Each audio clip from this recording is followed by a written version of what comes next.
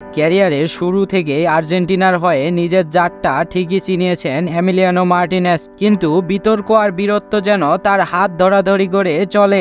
ট্রাইব্রেকারে বুক চিতিয়ে দাঁড়িয়ে গোল রুখে দিয়ে যেমন আলোচনায় আসেন, তেমনি প্রতিপক্ষ দলের সঙ্গে দ্বন্দ্বে জড়িয়েও হন সংবাদের শিরোনাম। সেই মার্টিনেজ আবারও আলোচনায় এলেন নেতিবাচক কারণে।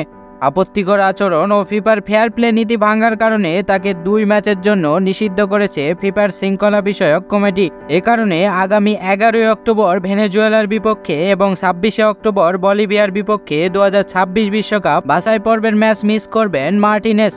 জানা গেছে, আলাদা দুটি ঘটনার কারণে শাস্তির মুখে পড়তে হয়েছে মার্টিনেজকে। বিশ্বকাপ জয়ী আর্জেন্টাইন গোলরক্ষকের প্রথম শৃঙ্খলা ভঙ্গের ঘটনাটি ঘটেছিল 6 অক্টোবর বিশ্বকাপ বাছাই পর্বে চিলির বিপক্ষে ম্যাচে। সেদিন কোপা আমেরিকার রেপ্লিকা ট্রফি নিয়ে অশালীন উদযাপনের অঙ্গভঙ্গি করেন মার্টিনেজ। একই ধরনের উদযাপন তিনি করেছিলেন 2022 সালে কাতার বিশ্বকাপ জয়ের পরও। তবে এবারের উদযাপনে মার্টিনেজের আচরণবিধি ভাঙার প্রমাণ পেয়েছে ফিফা, যার ফলস্বরূপ মিলেছে এই নিষেধাজ্ঞা। মার্টিনেজ শৃঙ্খলা ভঙ্গের দ্বিতীয় ঘটনাটি ঘটিয়েছেন 11 সেপ্টেম্বর কলম্বিয়ার বিপক্ষে ম্যাচে। সেদিন ম্যাচ হারার পর ক্যামেরা অপারেটরের সরঞ্জামে ধাক্কা দেন। পরবর্তী সময়ে জনি জ্যাকসন নামে সেই অপারেটর কলম্বিয়ার সংবাদ মাধ্যমে জানান, তিনি মার্টিনেজের হাতে লাঞ্ছিত হয়েছেন এবং এই ঘটনায় তিনি খুবই ক্ষুব্ধ।